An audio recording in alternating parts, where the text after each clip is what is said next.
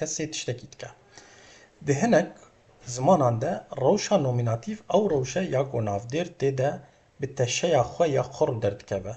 Ango cat di İngilîzî de pisîk ango gava dibe kirde teşeya wê nagare. The cat is sleeping. Mînakên rewşên nominatîv. İngilîzî the dog barks. Dog di rewşa nominatîv de ye. Erebî el kelbu yenbahu. El kelbu yenbahu. El kelbu di rewşa nominatîv de ye. Almanî der Hund bellt. Der Hund di rewşa nominatîv de ye. Tirkî köpek havlıyor. Köpek di rewşa nominatîv de ye. Kurdî kûçik direwe. Kûçik di rewşa nominatîv de ye. Rewşên akûzatîv bi sera rast ango. Ango kes an tiştê ku kar li ser tê kirin. Erebî mikarin bêjin mef'ul bihî.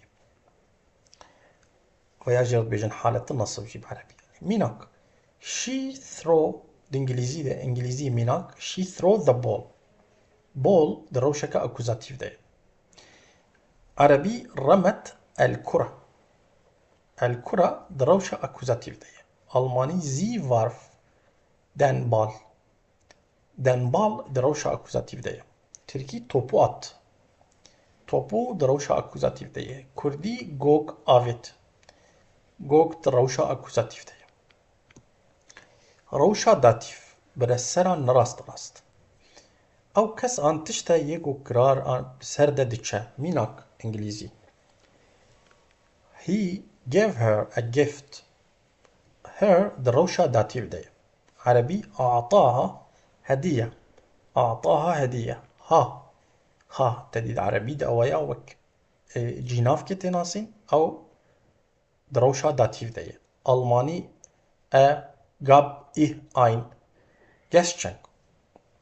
Ich di rewşa datîv de ye. Tirkî ona hediye verdi. Ona di rewşa datîv de ye. Kurdî wî diyarî da wê. Her wiha carna jî tê gotin dayê. Lê ew ya mijareke din e. Da wê di rewşa datîv de ye. Rewşa genetîv. Ravek an jî îzafe. Xwedîtiya tiştekî an kesekî nîşan dide. Mînak. İngilîzî the dog's bone. Dogs di rewşa datîv de ye. Erebî azmetu el kelbi. El kelbi di rewşa genetîv de ye. Almanî de Knochen des Hundes. Des Hundes di rewşa genetîv de ye. Tirkî köpeğin kemiği. Köpeğin